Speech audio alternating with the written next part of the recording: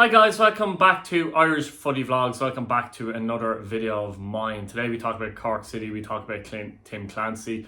Will Tim Clancy lead Cork City to glory? What is glory for Cork City fans? I mean, if you look at the past number of years, I suppose since 2016 roughly, it's been up and down, literally. First Division, Premier Division.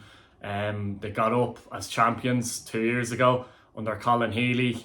All seemed to be going well, but they obviously had a difficult season last year and went down after losing a playoff to Waterford FC, and there were a lot of things.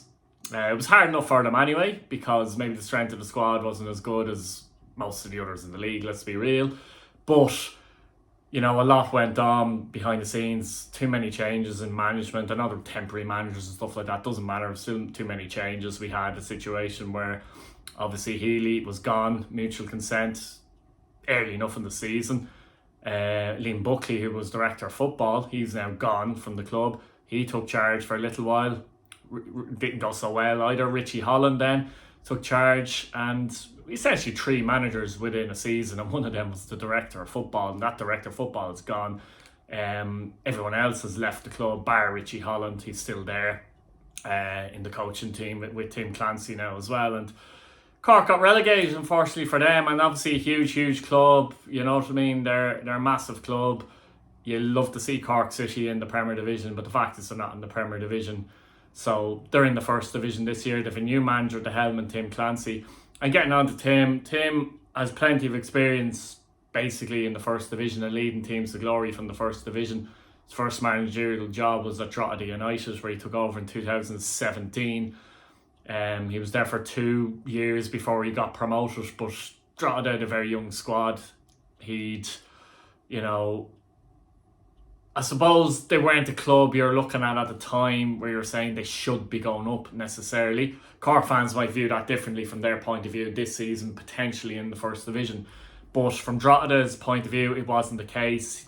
He eventually got them up as champions, 3rd season in charge, finished 7th in the Premier Division in the first season, which probably the lowest budget, I'd say, in the Premier Division that season, and eventually took the St. Patrick's Athletic job as well. But we'll get on to that in a minute. I'll talk a bit about Drogheda first, and all this, will tie into maybe, what he might do and look to do at Cork City, I believe, as well. And it might give actually Cork fans a bit of an insight into, Tim Clancy's managerial career and how he looks to do things, etc., etc.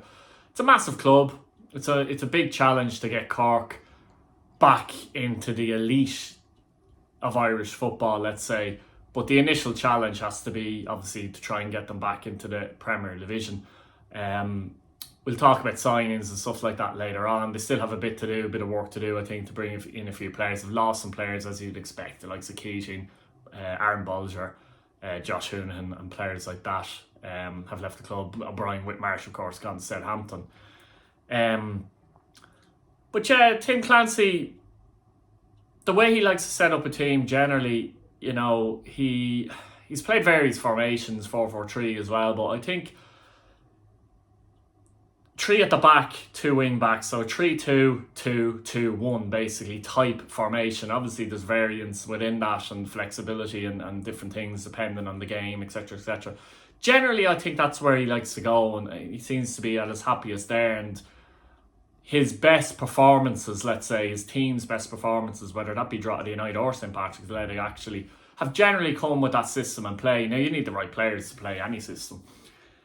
Wing-backs seems to be a big thing for Tim Clancy, and if he's using that system, it certainly is as well, because he likes to attack generally from those positions. And when you're doing that, you need players in that role that obviously decent going forward, of course, can cross the ball, fairly agile, can just get up and down the pitch, have the strength and agility and prowess to be able to get up and down the pitch, and work obviously their socks off, etc., etc.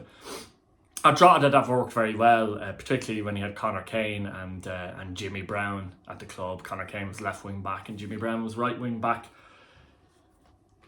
He likes to have a midfielder as well, at least one central midfielder who can get around the pitch and snap at players. Jake Hyland was that type of player early in his Drogheda, in Tim Clancy's Drogheda career. He was that type of player who could get around the pitch and do that kind of job. Later on, Killian Phillips was a bit like that. He often played centre back as well, but he was a bit like that as well.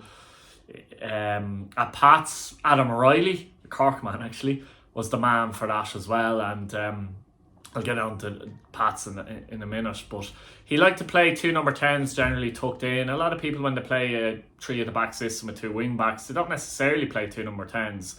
Now obviously you don't really play with 2 wingers because you want players tucked in so that you can make the most of your wing backs, get more players into the box, and also a bit more protection off the ball to your 2 midfielders, your 2 deeper midfielders. And a lot of other managers might play 1 number 10 as such.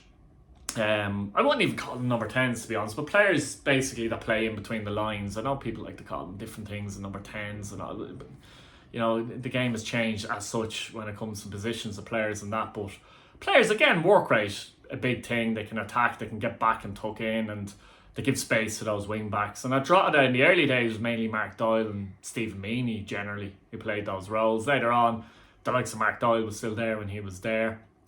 He brought him to Pats, of course, as well. But Darren Markey as well, he had in that position. So that's the way he kind of tried to play. He tried to get these players beyond whoever the central striker was. In the early days of Drogheda, it was Chris Lyons mostly. And they had a big role to play. And generally that's when his teams play their best football, when he can set up the team in that manner. The way he likes to play, some people say it's defensive. I don't think it's defensive. Like, there's this idea, like, there's nothing wrong with when you don't have the ball, you want your team defending well. It's as simple as that. I don't understand sometimes the thought process behind defensive just because you play 3 at the back. But the attacking style generally is played generally through the wing backs, and a lot of that can be kind of a direct game where you're playing wide and direct and quite fast, actually. Not long ball, direct, quite fast, and through those positions. Obviously you mix it up, but that's generally the game that he likes to play. You know, St. Patrick's Athletic, it kind of worked like that as well. Obviously he came in at Pats and it was under a cloud, to be honest with you, because I'm not getting too much into it, but the Stephen O'Donnell factor and him leaving the club, and you know, players were out of contract and stuff, and there was it would have been a difficult situation when he went in at Pats initially to try and get players in, etc, etc. Players signed up to contracts, players were kind of leaving before he even came in. So that was a messy situation in his first season at Pats. But this idea that it's defensive football doesn't hold up. If you look at the amount of goals that Pats scored and Drogheda scored, etc, they scored quite a few goals and are, for me, quite entertaining. Obviously there weren't some great results as well within that, but I felt in the first season at Pats, I felt he couldn't put his own stamp on the team fully. I couldn't see what he was doing at Drogheda wasn't really coming into effect at Pats in the first season. That was down to the players and the type of players he had. But in the second season, I think when he got Cotter in, actually, or sorry, late in the first season, when he got Cotter in, and he had Cotter and Adam O'Reilly and players like that. Adam O'Reilly was arguably his best signing, actually, because he was that type of midfielder talking about he could get around the pitch and, you know, bite at people's heels and that sort of thing. And, you know, when he had Breslin and Cotter as the wing backs, I saw his general game plan come into effect that was so successful with Drogheda. And you can see Pat's getting a lot of success with it. It's had some good results in Europe. They had an upturn in the league. They ended up qualifying for Europe through the league as well. And you had the likes of Billy King, sometimes Forrester in those number 10 roles. Quite flexible, changed a few players. Who was the other player? Mark Doyle as well. In those roles, in those number 10 pivot roles, as I was saying earlier on. And Pats were starting to motor, and you could kind of see the effect. The game plan was working really well. Now, I think the issue at Pats was, I don't think the balance of the squad wasn't quite there. So there's some very good players there, but then there kind of was a big dip in quality. So the squad wasn't there in terms of personnel, I didn't think. And obviously he left then early enough last season through mutual consent. And, you know, he took a break.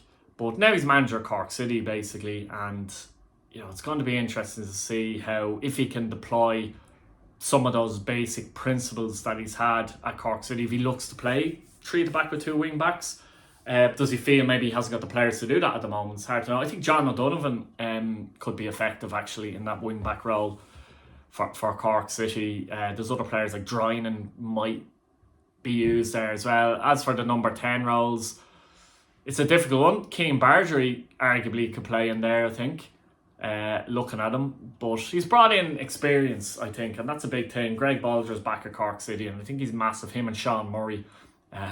Sean Murray was a good player when he was at Dundalk as well. And I think Cork were lacking a bit of experience last year as well. So he's brought in experienced players. Murray could definitely play that role. I was talking about that Roman type role as well. So I'll just be interested to see by the start of the season what makeup the squad will be, and if he's actually looking to build it with the 3 at the back and the 2 wing backs, etc. in mind, or will he go another direction? That'll be interesting to see. If he can put his own stamp on it early on with the players that he has, it'll be the interesting thing to see. Now, for me, Cork City are probably favourites to go up. I think the first division is probably a little bit weaker than it was last season. There'll still be pressure on Cork because of Cork City. A couple of years ago when they went down, they struggled and they actually didn't make the playoffs. So they didn't in the first division. So, you know, it's a difficult one to judge, and that's for another day in terms of predictions and stuff like that. But I think they have a good manager in terms of being able to lead them, navigate them from the first division to the Premier Division. He has experience of doing it before with Drogheda. And I think the other point I would make as well, I think compared to Drogheda and St. Patrick's Athletic, I think at Drogheda, he probably had more control in terms of what went on at the club than he did at Pats. And I think that probably suits Tim Clancy more. I think he'll have that at Cork under Dermot Usher because, as I said earlier in the video, there was a lot of messing at Cork last season as well. And, you know, I'm not sure if Liam Buckley and Colin Healy might have seen eye to eye and stuff like that. I'm not sure the director of football, that particular plan in what they were trying to do worked in the end, the Cork City. And I just have this feeling that Tim Clancy will have a bit more control in regards to what goes on around the club. Certainly in terms of getting players in, etc., than some of the managers might have had last year, the likes of Colin Healy, etc., etc. That's just my opinion. I think that'll be the case. So that's one to look out for. But in general, as a club, I think Cork City just have to start doing things right again. And Usher made mistakes last year, but Cork fans to be hoping that he's understood that. There's nothing wrong with making mistakes once you learn from them and you understand and you can accept that you made mistakes, you know. And I think Dermot Usher, that is, I think he gets that from last year, and there seems to be less complication at the club this year. And bringing in Tim Clancy, I think, was the right decision and a big decision.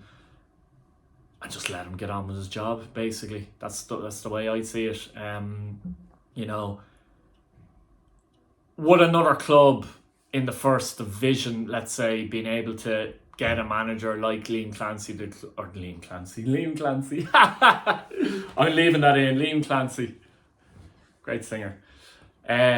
Like Tim Clancys, the club. I don't think another first division club would have been able to lure a manager like that to the club, personally. So it's a big challenge, but it's a challenge I think a lot of managers would relish, to go down and manage Cork City. If you can be the manager that can go down to Cork City and turn their fortunes around, what they have to do, obviously, you know, I'm looking into the future a little bit here, but obviously the first protocol and the only protocol is to try and get promotion. But if you do that, they have to try and stay in the Premier Division for a couple of seasons, you know, before they can possibly move forward. Because the potential is there to move forward eventually, but they have to be able to, you know, lay that foundation in place that they can do that. And it's a big season for them, because do they need to go up? They probably do, if I'm honest. Yeah, they do. I think they do. And I think Tim will probably realise that as well. He's not stupid. He'd understand that Cork need to be in the Premier Division.